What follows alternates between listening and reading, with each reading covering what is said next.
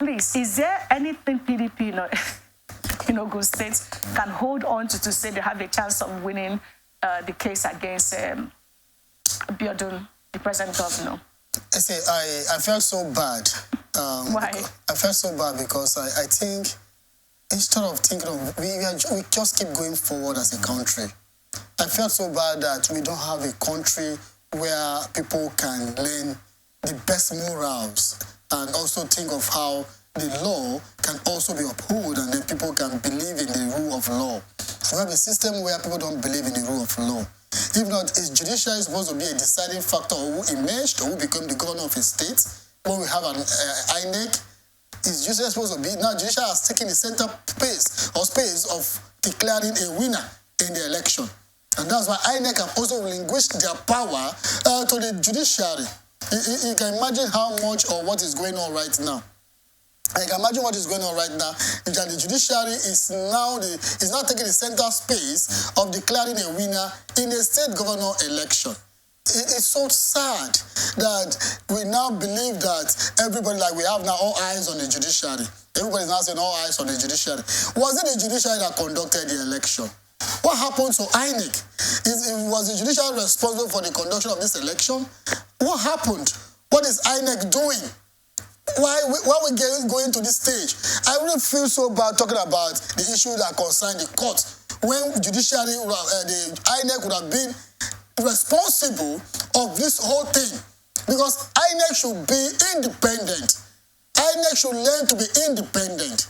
And that's why we're having a lot of court litigation cases all going. Come to Rivers State, go to Abuja. The election petition tribunal in Abuja, from House of Assembly to House of Rep to Senate to governor in Rivers State is being tried in the court. It's been tried in the court. Meanwhile, we have a judiciary, we have an INEC that actually conducted this election and declared different people winner on the basis of lobby and bribe. How do we get to this stage? Now in Ogun State, we have a government, we have election that took place. Now, we're also aware that if election has taken place between two political parties, APC and PDP, and there was an election that took place, and then you were able to declare a particular person winner, based on what? Because the challenge of the beavers is not new to INEC, the same way it's not new to Nigerians and to the judiciary or the court. It's not new. Then the witness that came to testify is also supposed to understand that the witness that came to testify is also supposed to be people that was on ground during the election. There are some things as a witness, if you want to go testify in the court as a witness, you don't need to be briefed on what to say because you're already aware of what happened. When you are aware of what happened, do you need to be briefed? The answer is no. So once you are being briefed of what happens, that means you are being sent to go and speak or to go and stand for somebody.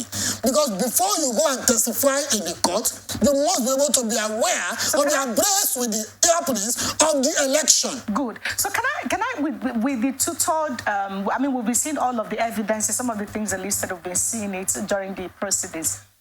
With the two-third witnesses, and the others that came claiming the same thing, making the same statement and repeating the same mistakes, what have you. If the court, for instance, I go to the court as a witness and I'm telling a lie, and if there is a punitive measure that says if I'm confirmed to have lied under oath, that I should be arrested even from the court premises, do you think that false witnesses or false claims will even be brought before the courts? That is the problem we're having, because according to what the legal term says, he who goes to equity must comes with clean hands. Yeah. Meaning that you take an oath before you even start to testify. You swear an oath in the court before you testify. So if you swear an oath before you testified, it's also supposed to be, you're supposed to be talking under oath. Yes. Now, talking under oath means that you that brought the case to court and you, the defendant, both parties are supposed to be on clear standing to understand that it's just like you pass an information, false information, you are also supposed to go to prison for providing falseful information. But do we have the law respected in the country? Because the challenge is that even the people that actually bring in this law are the same lawbreakers. Why do you think that Adebutu, for instance, well, two police witnesses came to confirm that, for even the bank came to the court to attest that the recharge card, what do you call ATM cards, was actually printed, produced, given to people to as a way of vote buying. Why do you think, even with all of this evidence, he didn't still find it fit to actually pull out of this petition? Well, I think if INEC was on ground, then if INEC was on ground and INEC was ready to conduct a credible election, I'm quite sure ATM card or any other card cannot work with the beavers. Because he didn't work with the beavers. He bought it, they printed on it, added 10,000 naira. So they give you so you can go vote for him during the elections. That has been proven in the course of the petition. You see, just like I wanted to say, as we speak today, I don't want to first look at the antecedent of the judiciary. I first want to look at the capability of the INEC, because that's where our problem is coming from. Declaring a candidate winner, you must understand that yes, this candidate have been declared winner, actually fulfill all the processes in being declared a winner. Now let's go to judiciary now. If you get to the judiciary and there are investigations about those that came to testify, or there are also other facts that are being provided to the table or before the judge at the election petition tribunal, what is expected is that as a person, as a candidate of a political party that wants to take over or want to become a governor in that state, the first thing you do is actually briefed or know that the people you are bringing in to come and testify are people that actually do not have questionable characters that put them on ground and are also abreast with the happenings that took place that day. But I'm also aware that some political parties also have a way of lobbying or bribing those that came to testify to say something in favor or against who they came to testify in favor. I have seen cases like that happening. So how are we sure that these other people, that those that came to testify, were not bought by the other party? You see, that's left for investigation. Because in Rivers State it happens. At the election petition tribunal in Abuja, it happens. The PDP bought some persons that was coming to testify in favor of APC. That's Toyoko. They bought some persons. And when Toyoko discovered, well, in Abuja, election petition tribunal sitting in Abuja, and when Toyoko discovered that some persons that was coming from Port Harcourt to go and testify in his favor has been bought, what did he do? He asked them to go back. And they do not appear in the tribunal again. So who bought them? The PDP people now, the people that was coming to testify and those that are supporting the current administration, they bought the people that was coming to testify in favor of Toyoko. And the information immediately, Toyoko was privileged. In favor or against? Toyoko invited his own witnesses to come and testify in his favor at the election petition tribunal. So on their way coming to Abuja, or while they already arrived in Abuja, they were actually invited and was given peanuts. I call it peanut because it cannot take you for the rest of your life. They were given peanuts. When they were given the peanut, they were not prepared to talk against the person that invited them to come and testify in his favor. So these are some of the happenings that goes on at the election petition tribunal. Some of these documents are also changed, and the judges, it's just like we have a judge right now, I've forgotten where she came from, that rejected bribe.